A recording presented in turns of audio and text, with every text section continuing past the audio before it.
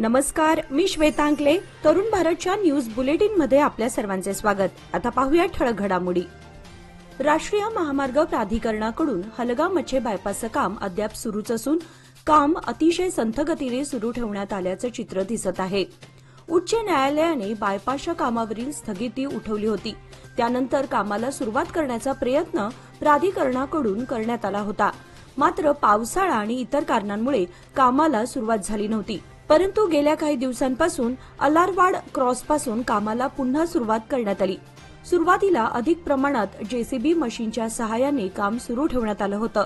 मात्र त्यानंतर शेतकऱ्यांनी 0 पॉइंट निश्चित झाल्याशिवाय कामास सुरुवात करता येणार नाही असे सांगत विरोध दर्शवला होता. त्यानंतर मशीन हटवण्यात आल्या. परंतु आता बायपासच्या कामाला पुन्हा सुरुवात झाली आहे. मात्र हे काम अतिशय संथ गतीने सुरू ठेवण्यात आलं आहे.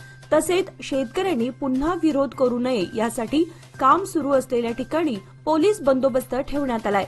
या संदर्भात जिल्हाधिकारी मोहम्मद रोशन यांनी उद्या मंगळवार दिनांक 26 रोजी सायंकाळी 6 वाजता आपल्या जिल्हाधिकारी कार्यालयात शेतकऱ्यांसमवेत एक बैठक बोलावल्याचे समजते.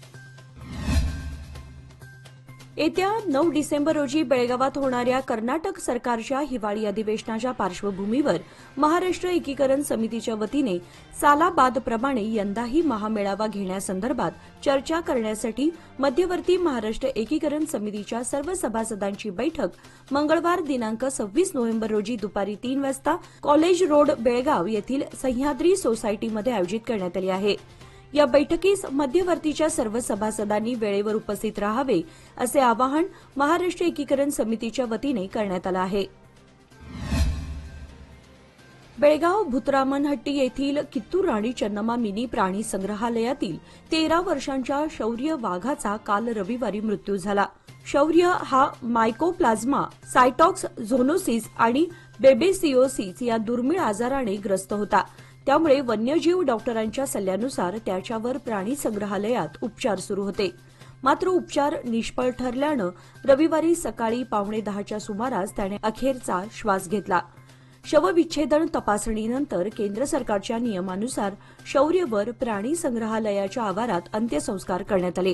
यावेळी प्राणी संग्रहालयाच्या कार्यकारी संचालक मारिया क्रिस्तू राजा, सहाय्यक वन संरक्षक नागराज बलेहोसूर, विभागीय वन अधिकारी पवन कुर्णिंग, प्राणी संग्रहालयाचे डॉक्टर नागेश हुईलगोड, डॉक्टर प्रशांत कांबळे व कर्मचारी उपस्थित होते. 2021 साली शौर्यला बेंगलोर येथील बन्नेरघट्टा प्राणी संग्रहालयातून बेळगावच्या मिनी प्राणी संग्रहालयात आणण्यात आलं होतं. गेल्या 3 वर्षांपासून हा वाघ पर्यटकांच्या आकर्षणाचा केंद्रबिंदू ठरला होता. मागील वर्षी देखील शौर्यला अशाच एका आरोग्याच्या समस्येने ग्रासले. मात्र उपचारानंतर तो बराही झाला होता. मात्र आता पुन्हा या आजाराने त्याची प्रकृती खालावलेली होती. यामुळे प्राणी संग्रहालयातील तज्ज्ञ डॉक्टरांनी त्याच्यावर गेल्या 21 दिवसांपासून उपचार सुरू केले होते. मात्र यामध्ये डॉक्टरांच्या प्रयत्नांना अपयश आलं अशी माहिती विभागीय वन अधिकारी पवन कुर्णिंग यांनी दिली आहे. नुकतेच बेळगावमधील महत्वाच्या भागातील पायाभूत सुविधांच्या गरजा लक्षात घेण्याच्या उद्देशाने बेळगाव उत्तरचे आमदार आसिफ सेठ यांनी काकतीवेस, खडक गल्ली, खंजर गल्ली आणि दरबार गल्ली यासह वीरभद्रनगर, शिवाजीनगर आणि असद खान सोसायटीच्या परिसरातील पायाभूत सुविधांचे सर्वेक्षण केले. या प्रसंगी युवा नेते अमन सेठ, नगरसेवक मुजम्मिल डोणी, नगरसेविका रेश्मा भैरखदार, करीमुल्ला मुल्ला तसेच इतर स्थानिक नेत्यांसह सर्वेक्षण पूर्ण करून सार्वजनिक सुविधाबाबत माहिती जाणून घेतल्या.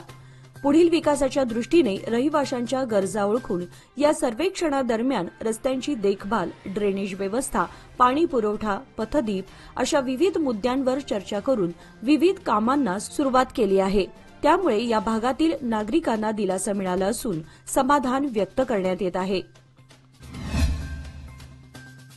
कॅन्टोन्मेंट बोर्डाने अवजड वाहतूक रोखण्यासाठी कॅन्टोन्मेंट परिसरातील रस्त्यावर लोखंडी कमानीनंतर आता लोखंडी बॅरेल ठेवले आहेत. यामुळे अवजड वाहतूक रोखली जाईल की नाही हे माहिती नाही, परंतु यामुळे अपघातात मात्र वाढ झाली आहे. ग्लोब थिएटर कॉर्नर व गांधी स्मारक अशा दोन्ही ठिकाणी हे बॅरेल ठेवण्यात आल्याने वाहतुकीस अडथळा निर्माण झालाय. त्यामुळे वाहनधारकातून नाराजी व्यक्त होत आहे. कॅम्प परिसरामध्ये अनेक शाळा आणि रहिवासी वसाहती आहेत. शहरातून हिंडलगाच्या दिशेने जाणारी वाहने कॅम्प भागातूनच ये जा करतात. बऱ्याच वेळा या मार्गावर अपघात होत असल्यानं पालकातून येथील अवजड वाहतूक रोखण्याची मागणी कॅन्टोन्मेंट बोर्डकडे करण्यात आली होती. त्यानुसार कॅन्टोन्मेंटने आता या ठिकाणी लोखंडी बॅरल ठेवण्याचा निर्णय घेतला आहे. परंतु हे बॅरल चुकवताना दुचाकीसह 4 चाकी वाहनांचे आता सर्रास अपघात होत आहेत. विशेषतः सकाळी आणि संध्याकाळी शाळेच्या वेळेमध्ये या मार्गावर मोठ्या प्रमाणात गर्दी होत असून हे बॅरल डोकेदुखीचे कारण ठरू लागले आहेत. अवजड वाहतूक रोखण्यासाठी इतर पर्याय राबवणं गरजेचं आहे. परंतु अशा बॅरलमुळे अपघात होत असून ते त्वरित हटवण्यात यावेत अशी मागणी नागरिकांमधून होत आहे. असे बॅरल लावल्याने अवजड वाहतूक कशी काय रोखली जाऊ शकते असा प्रश्नही सध्या उपस्थित केला जातोय.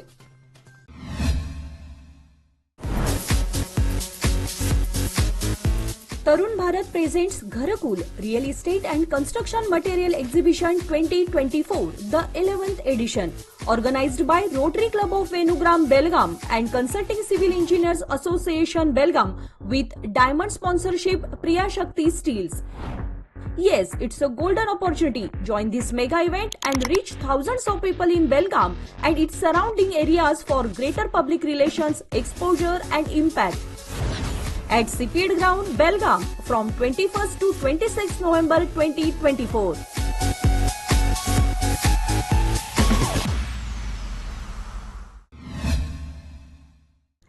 बेळगाव शहरातील मार्केट पोलीस स्टेशनचे पोलीस निरीक्षक यांनी वकील बसवराज जर्ली यांच्यावरती खोटा गुन्हा दाखल करून त्यांना दमबाजी, मानसिक व शारीरिक त्रास देत आपल्या अधिकाराचा गैरवापर केला असल्याचे निवेदन जिल्हाधिकाऱ्यांना बेळगाव बार असोसिएशन संघटनेने दिले आहे.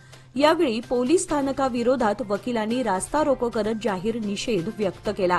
संबंधित अधिकाऱ्यांची वरिष्ठ पातळीवर चौकशी करून त्यांच्यावर कडक कारवाई करण्यात यावी अशी मागणी बार असोसिएशनच्या वतीने जिल्हाधिकाऱ्यांना या निवेदनाद्वारे करण्यात आली.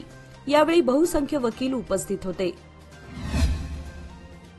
शेतकऱ्यांच्या मागे आपण खंबीर असल्याचे दाखवत सत्तेत स्थापन झालेल्या काँग्रेस सरकारने शेतकऱ्यांचे कोणतेही प्रश्न मार्गी लावले नाहीत. डिसेंबर महिन्यात बेळगावात होणाऱ्या हिवाळी अधिवेशनात मुख्यमंत्री सिद्धरामय्या यांनी उत्तर कर्नाटकात सर्वप्रथम डॉक्टर स्वामीनाथन अहवालाच्या अंमलबजावणीसह एपीएमसी व भूसंपादन कायद्यातील दुरुस्ती आदी शेतकऱ्यांच्या प्रमुख 5 मागण्यांची पूर्तता करूनच हिवाळी अधिवेशनाची सुरुवात करावी अशी मागणी कर्नाटक राज्य रयत संघ आणि हरित सेनेतर्फे आज करण्यात आली असल्याची माहिती राष्ट्रीय शेतकरी नेते प्रकाश नायक यांनी पत्रकार परिषदेत दिली. मुख्यमंत्री सिद्धरामय्या स्वतःला शेतकऱ्यांचे पाठीराखे म्हणवून घेणारे आणि कायद्याच्या चौकटीत काम करणारे आहेत असे भासवतात. यापूर्वी विरोधी पक्षाचे नेते असताना त्यांनी आपण सत्तेवर येताच भूसुधारणा कायदा दुरुस्ती रद्द करू असे आश्वासन दिले होते. मात्र आता राज्यात काँग्रेसचे सरकार अस्तित्वात येऊन 2 वर्षे उलटली तरी अद्याप त्या आश्वासनांची पूर्तता त्यांनी केलेली नाही. त्याचप्रमाणे एपीएमसी कायद्यात दुरुस्ती करून सरकार आणि शेतकऱ्यांमध्ये असलेली मध्यवर्तीय व्यवस्था काढून टाकावी. शेतकऱ्यांना विश्वासात न घेता भूसंपादन कायदा राबवून मध्यस्थांचा फायदा करून देणं बंद करावं. भूसंपादनावेळी शेतकऱ्यांना तत्कालीन बाजारभावाप्रमाणे त्यांच्या जमिनीचा दर दिला जावा अशी मागणी यावेळी करण्यात आली.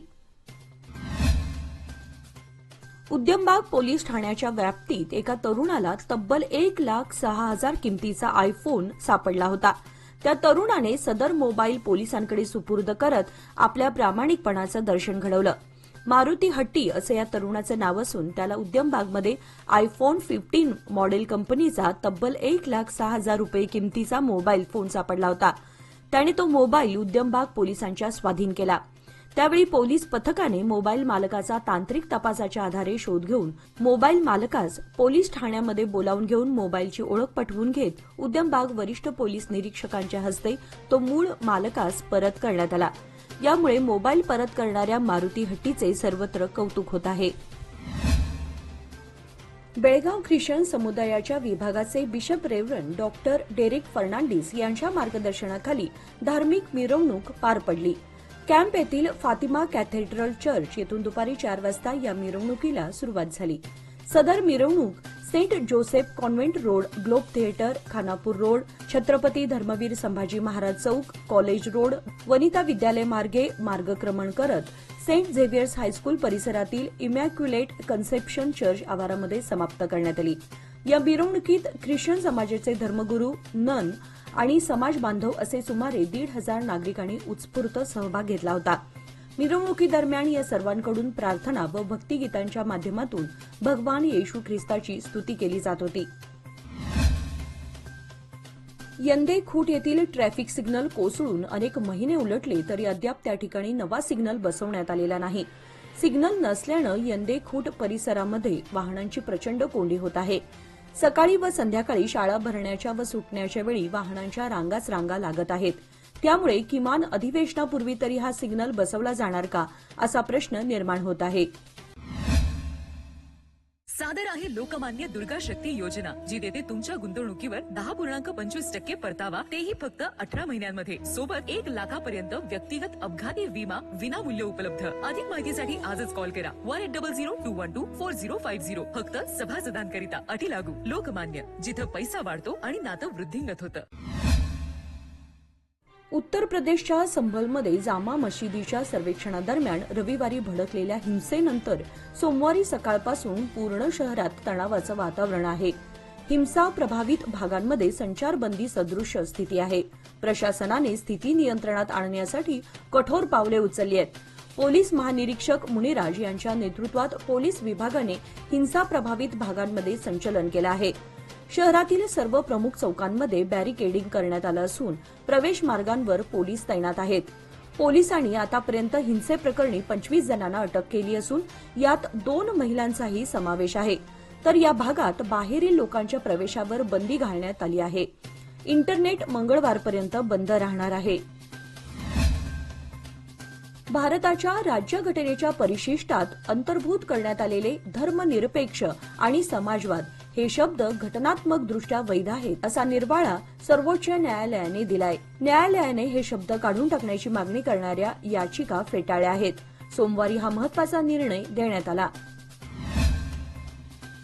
भारतीय तटरक्षक दलाने अंदमान जवळील समुद्रातून वाहतूक केले जात असलेले 5 टन अंमली पदार्थ जप्त केले आहेत.